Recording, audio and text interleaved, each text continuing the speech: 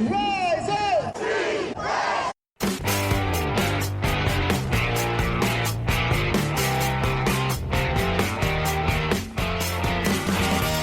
This is the Rise Up See Red podcast, all about the Arizona Cardinals and the NFL, featuring insider and outsider perspectives. Enjoy the best hour of Cardinals talk on the web.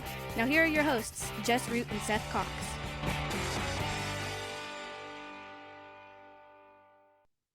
Hello, Arizona Cardinals fans, and welcome to the latest edition of the Rise Up See Red podcast, the best Cardinals talk on the web. I'm your host, Jess Root from CardsWire.com, USA Today's NFL Wire site covering the Arizona Cardinals, as we have episode 738 as our second show of the week as we talk Cardinals coaching candidates. With me is Seth Cox from RevengeOfTheBirds.com, SB Nation's Arizona Cardinals site, and my co-host. We talked about, Seth, the coaching candidates, the ones that we knew then. At the time, there were just 5, and there's 3 more that have come up. And so we talked about Clint Kubiak, Robert Saleh, Anthony Weaver, Thomas Brown, and Vance Joseph. I think we kind of talked about them, but now we've got 3 more that have come up. Whether or not anyone likes these, we've got Matt Nagy, offensive coordinator for the Kansas City Chiefs, former head coach of the Chicago Bears. Raheem Morris, who was let go by the Atlanta Falcons as head coach. He has an interview scheduled for next week. And coming off as well, hot off the press from social media, comes a report that the Cardinals have also put in a request, along with the Falcons and Titans, to interview Jeff Hafley, defensive coordinator for the Green Bay Packers. They can't interview till next week and all of that, but we have 3 new names. Seth, let's run down the first 5. Let's go down the first 5, their backgrounds and what we think of them. So Vance Joseph, we know here, defensive. He's been a head coach. He's a well-respected coach. He's had great defenses the last 2 years. He's a Wade Phillips disciple. He's also had defenses that have been terrible. He was frustrating here. What is your feeling about Vance Joseph when it comes to an actual candidate, or is this I don't want to say it's just a Rooney interview, because the Cardinals have several minority interviews coming, but is Vance Joseph kind of a courtesy one because they like him? Yeah, it could be. I mean, it's one of those ones that it'll be interesting to watch how the cycle plays out, because you do wonder from both perspectives if that's where they want to go, right? Like, this is a guy that,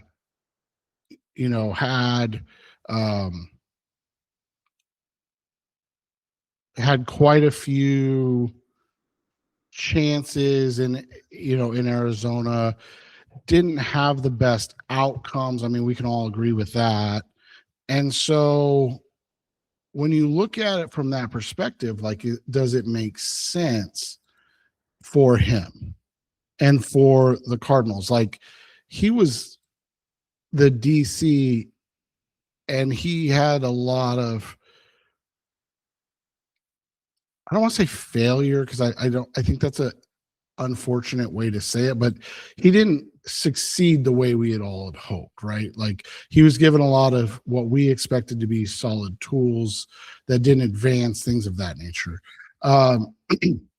So you look at it from that perspective and you go, I don't know, like, would both sides really want to run it back? But something that we talk about and is a common conversation that we have is there's only 32 of these jobs in the world. And so the 2-pronged question is, one, is that the best option for Vance? And 2, let's be honest, would he truly consider the Cardinals? Interestingly enough, he is one of the 2 favorites in terms of betting odds to be the Cardinals' next head coach. Which makes sense. I mean, you look at it, he's, he's had an incredibly, I mean, this is the hard part when you look at things and why you have to parse things out really well. When you look at what Vance did in Arizona with Cliff, we all were very excited about the marriage. And I don't think we were necessarily wrong. And in 2021, before all the injuries beset everything, you know, they were decent enough, right? They were decent enough. They finished 11th in points allowed. They were 11th in yards allowed. Like, they had a really solid season. The last 2 years for Denver, his defenses are unquestionably elite. And if you ask most people, Denver is winning in spite of what Bo Nix is doing, the young quarterback, right? And so you look at all of that, and they're the 1 seed, right? Or is New England?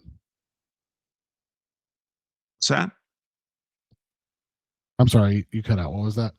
I was asking what you just said. I didn't catch it. Oh no, is Denver the 1 seed or the 2 seed? Yeah, Denver's the 1 seed. Yeah, so that's what I'm saying. So, like, you know, you look at it, they're 14th in points per game scored, but they're 3rd in points per game allowed. They're 2nd in yards per game allowed. Just like, he's got an elite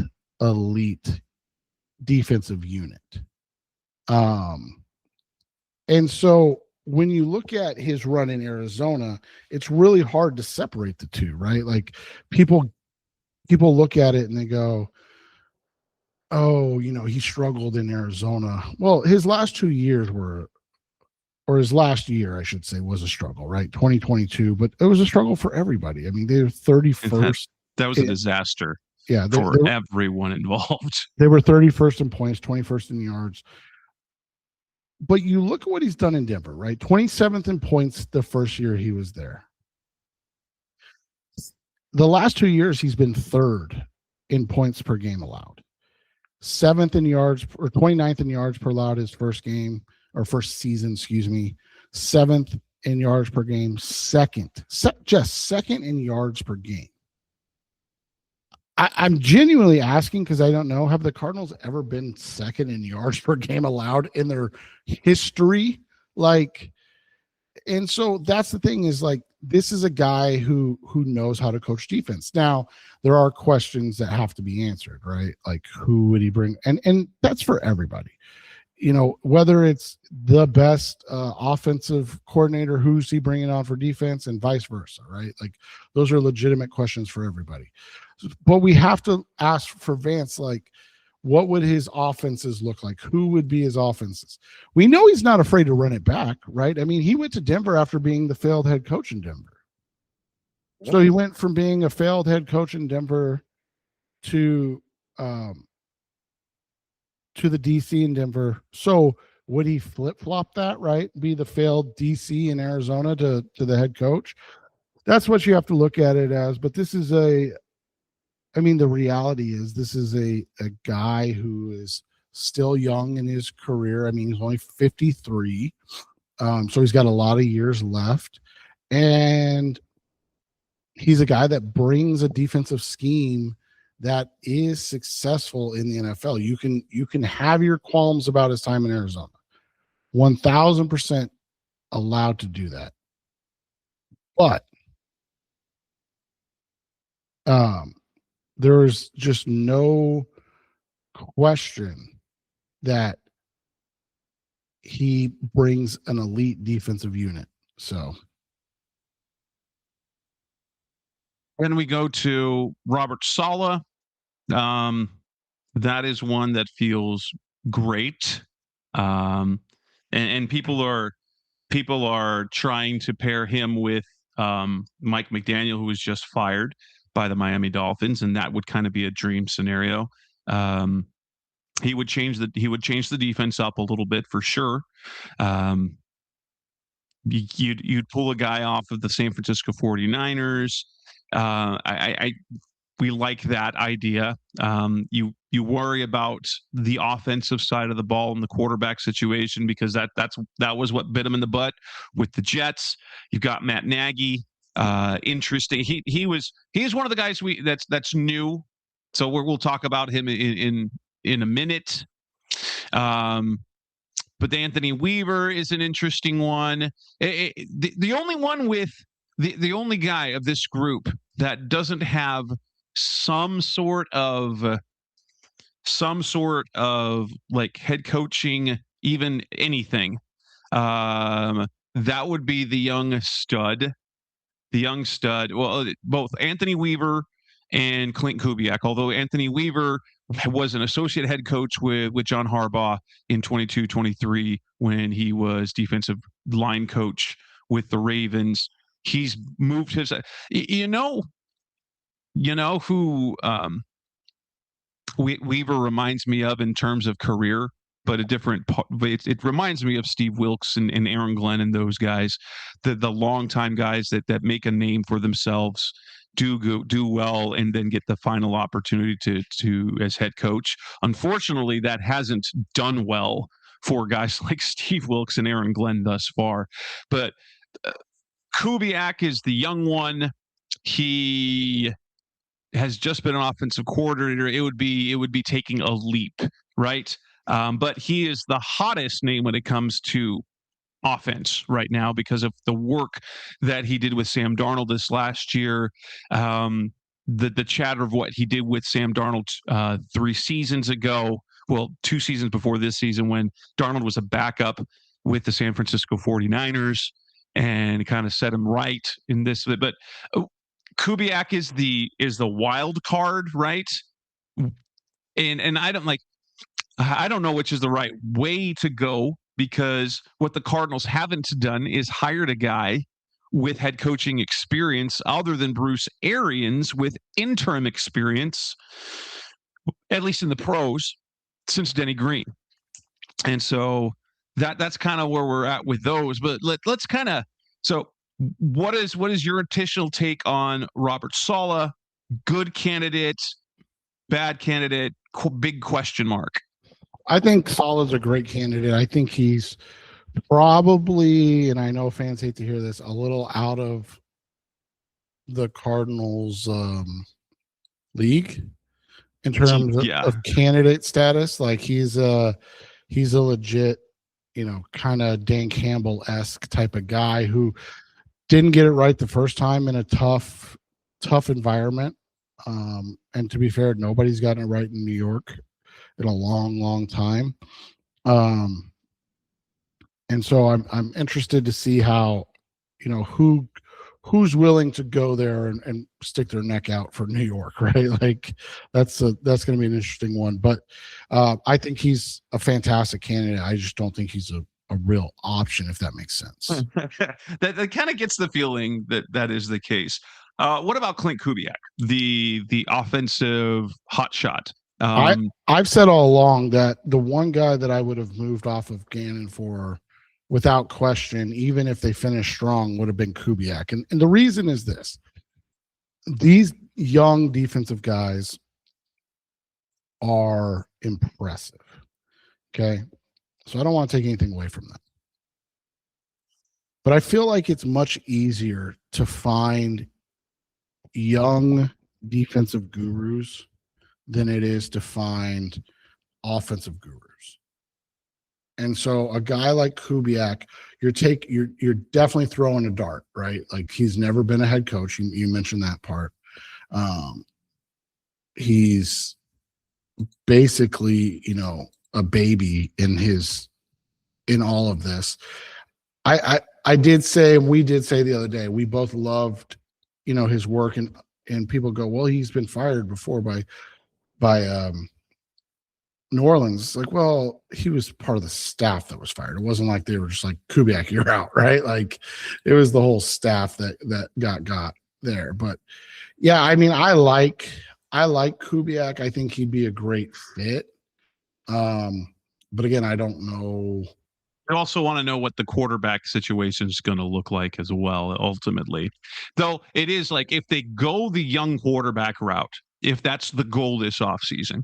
It always bodes well when you have your offensive play caller, your de facto offensive coordinator as your head coach, because if it's a different situation, you've got an offensive coordinator, say you've got a defensive head coach with an offensive coordinator who really thrives, that guy's going to get poached. And so that was kind of like the theory when they had Josh Rosen, and the idea was, whether they drafted Kyler Murray or not, is to get your offensive play caller that you really dig and keep him in place for a young quarterback, because that might be the most important relationship as you try to build a team. And so that would make sense depending on what they're doing at quarterback. What about Anthony Weaver? What are your thoughts on him? Like, he seems like a great candidate, but he also comes without the experience, and you feel like he's done it the right way, but is he just another Mike Singletary, Steve Wilks, Aaron Glenn, where it, in theory, it should be a great candidate, but then in practice is a little less so? Yeah, and I don't know. I mean,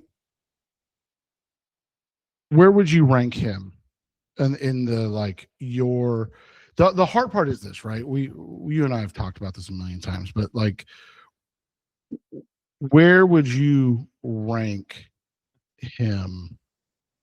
He doesn't move the needle for me. He doesn't move the needle at all for me. Maybe he should, but he doesn't. Man, I'm really down on the Cardinals coaching hire right now as it is, because the Cardinals, I think, are a really bad situation to get into.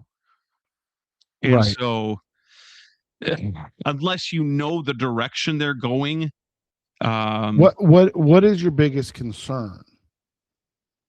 Not with the overall, but with him specifically. With Weaver, there's no real concern other than he hasn't done it, and it's, you see a lot of these longtime defensive guys get a shot, and it's just not great. So, I mean, obviously, the biggest thing is who he's worked for. Harbaugh, Doug Marrone was fine. Bill O'Brien, Mike Pettin was a disaster, and Rex Ryan, and then obviously Mike McDaniel most recently. So the resume's not terrible in terms of finding fits, right? Like the resume's not terrible in that sense.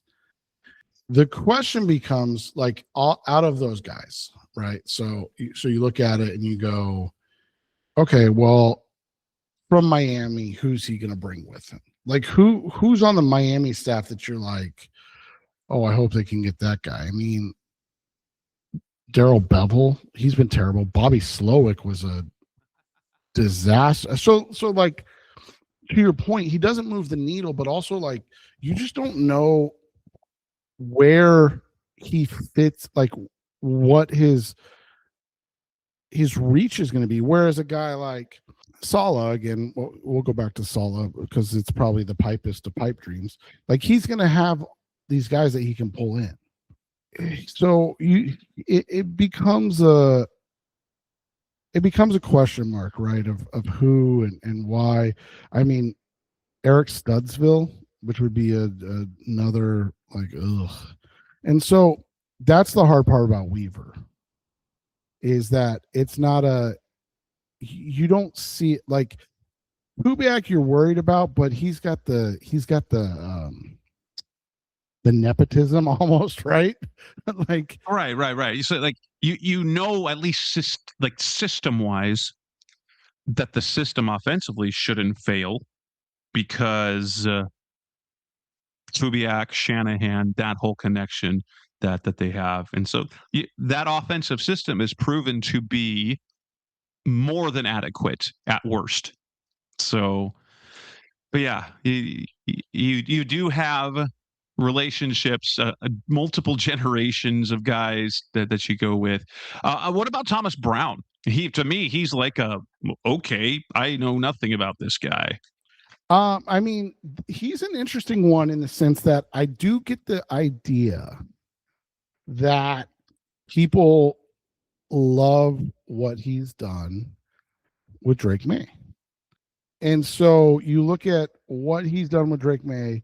Hell, you look at last year with Caleb. It wasn't like he was terrible, right? Like he got a rookie quarterback. I know people weren't in love with everything at the end of it, but remember they fired Shane Waldron, so he kind of had to take over for Waldron in that instance. And you look at what Caleb did as a rookie, and it wasn't terrible. I mean, again, it wasn't great by any means, and I don't want people to think I'm like, oh, look at how good he was, but it wasn't terrible. His run as OC in Carolina is extremely concerning because he was the guy with Bryce Young, right? So obviously, if you look at it from the perspective of 2023, terrible. 2024, better. 2025, fantastic. He's gotten better. Like, there's no question he's gotten better. But he also went from the offensive coordinator for the Panthers to the passing game coordinator, interim offensive coordinator, then interim head coach for the Chicago Bears, to then, again, just the passing game coordinator for the New England Patriots.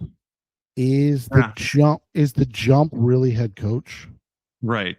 That's the, like, obviously he's a guy Monty has a thing with guys that he's got kind of a short list, and he meets them kind of ahead of time, so they're candidates, but they do kind of have a wide net that they wanted to do that.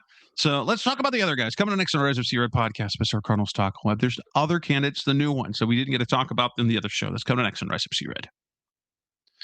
We're back on the Rise of Seared podcast, Mr. Cardinals Talk on the Web. Other candidates, 3 that have come up since the other day.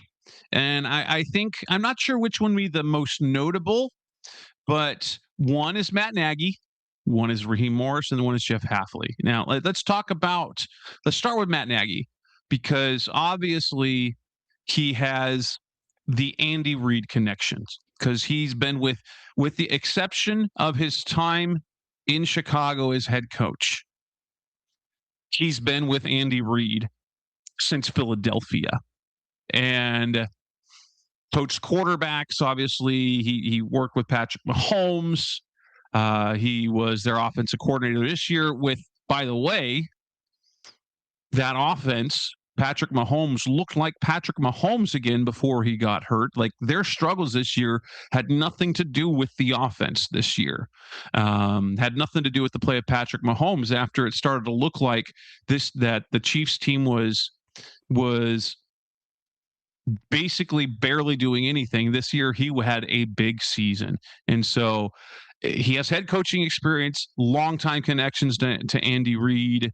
And so that's going to be interesting. But then you look at his time in Chicago, and it wasn't terrible, but it was kind of the situation where you inherit a team that is ready to go to the postseason. They go to the playoffs twice in 4 seasons. That first year, he was fantastic. They were 12-4, then a couple of 500 seasons at 8-8 before finishing 6-11 in 2021. I think he might be the most intriguing options of the new guys, because his head coaching stint was pretty all right, and you love the Andy Reid connection, how long he worked with Reid. Honestly, I think that's a great positive. Yeah, and there's a couple things that you look at first, and obviously, first being that his offense, his first year in Chicago, they were 4th in points, 5th in yards. They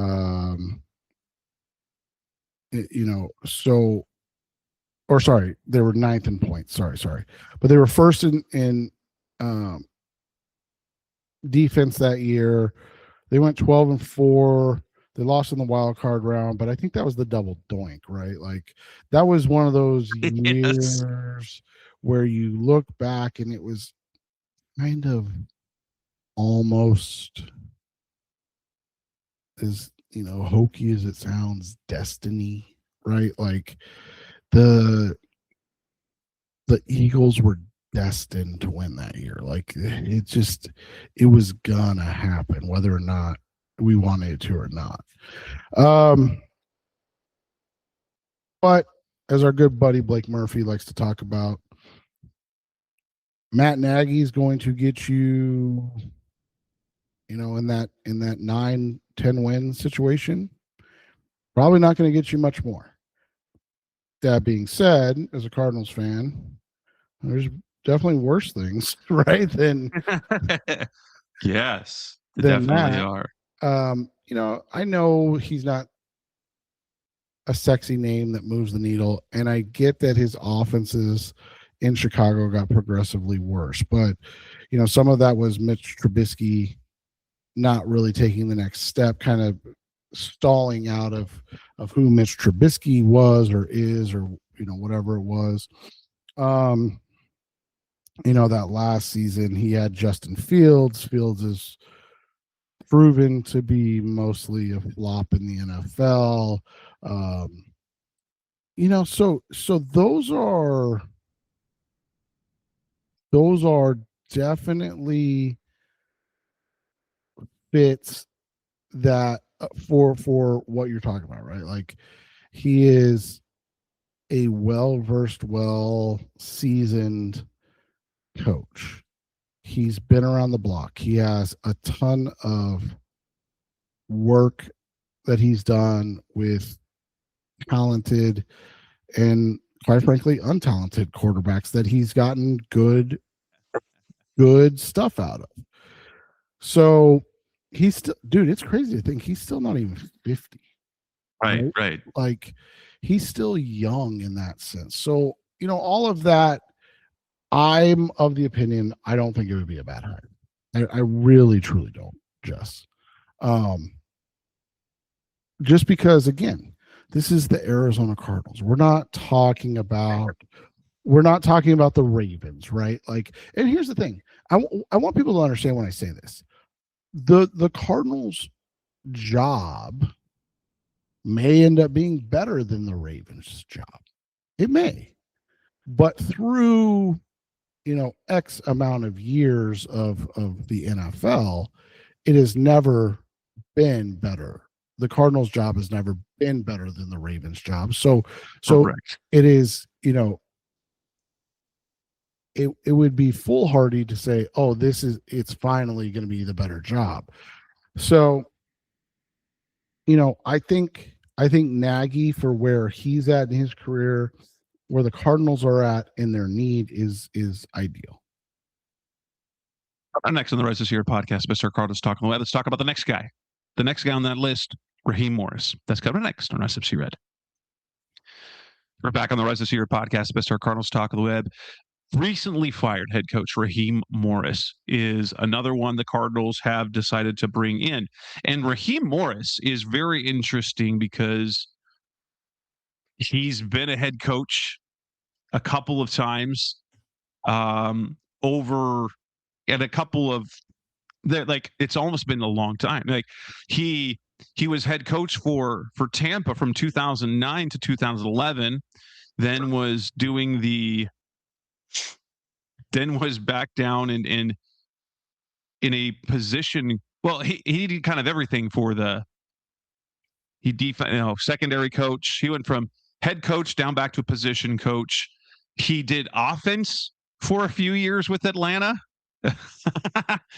Then he became an interim coach. He was the defensive coordinator for 3 years for the Rams, and then head coach. And if there's something, he is much like Vance Joseph, very well respected, very well received by his players, and different than other head coaches. He's kind of fun to watch on the sideline because he's cheerful. And you don't get a lot of cheery head coaches, but he's got that cheery demeanor about him. His head coaching history, though, he has one winning team in his 6 years, and that includes an interim year. He was 3-13, then 10-6 with Tampa in 2010, but they didn't make the playoffs. None of his teams would make the playoffs. And then the last 2 years with Atlanta have been the most Atlanta seasons ever in an NFC South where 8 wins can get you to division. He's got 8 wins each of the last 2 years. So it's kind of like they need to take the next jump. And so you wonder, is that the guy that the Cardinals should bring in? I think he would make a nice head coach, but there's nothing about his career that says that he's going to take the Cardinals to the level they want to be. Yeah, and that's what the question is, you know, is he a guy that gets them to the next level? And the reality is he's probably not.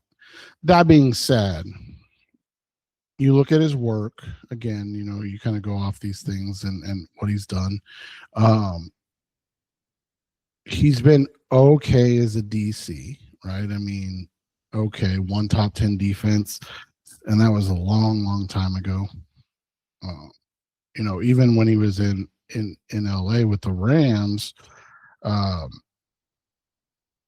in their Super Bowl year, like their defense revved up in the playoffs. I think we can all agree on that. But like they were 15th in points allowed, and they were 17th in yards allowed. So like he's never even had like a Vance Joseph level defense. But like you said, he's insanely well respected. Insanely. He's got a lot of connections because he's been such a, you know, nose to the grindstone, kind of been through it all type of thing. Got Sean McVay connections, so you've got staff there. You've got the years with Atlanta, so he does have a vast network of possibilities of guys he could bring in. Here's what I'll say: it wouldn't be my first choice, but I don't think it would be a terrible choice, if that makes sense. Right. It's kind of like it is. Like, yeah, he's like he could do the job, and you wouldn't feel bad about it. But let's look at it this way, Jess. I think he would be a better hire than Gannon was. So I'm not saying that, you know, obviously this is hindsight, but like I think he's a better head coach than Gannon in every sense of the word. So you're going to improve in that aspect of things. Yeah, that makes sense. Yeah. Let's do one more. Coming up next on the Rise of Sierra podcast, Best Cardinals Talk on the Web. Let's move on to the other guy, the name that just came out today, Jeff Hafley. That's coming up next on Rise of Sierra. Back on the Rise of Sierra podcast, Best Cardinals Talk on the Web. One last guy to kind of break down, and that is Jeff Hafley, defensive coordinator of the Green Bay Packers. He is not young. He's older than Seth, but he's not older than me. But he has only recently, his head coaching experience is in college. So he's like Cliff Kingsbury in that sense, but also not like Cliff Kingsbury because he does have many years of experience in the NFL, as he spent 2012 through 2018 as a defensive backs coach for Tampa Bay, Cleveland, and San Francisco. So he has the connection with Robert Saleh there. And then the last 2 years was the defensive coordinator for the Green Bay Packers. And so he's done a little bit of everything, although he has not yet been a head coach in the NFL. His defense in 2024 statistically was very good as they finished 5th in yards and 6th in points. They were a little worse this year, 12th in yards, 11th in points. And so, yeah, defense as a defensive coordinator, you feel pretty solid. He's a solid guy. Famously Isaiah Simmons, when he was still with the Packers, was in love with Hafley's plan for him, which is play him in one spot, ignoring the fact that that's what the Cardinals tried to do with him that last year in 2023 before he looked bad. I have very little opinion on Hafley because he's literally Jonathan Gannon with college head coaching experience. Yeah, I mean, you look at it, he's been a defensive coordinator in college. So he cut his teeth, like you said, as a defensive backs coach, similar to Gannon. He was a defensive coordinator in college for a year at Ohio State. That traverse from 2018 to 2020 is wild. And you wonder how much COVID had to do with that.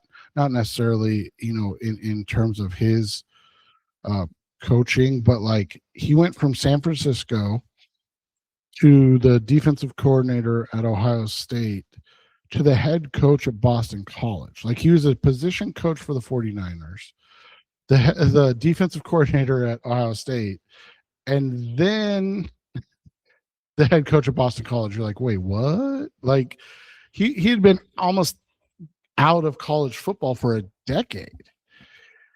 And so that was an interesting jump.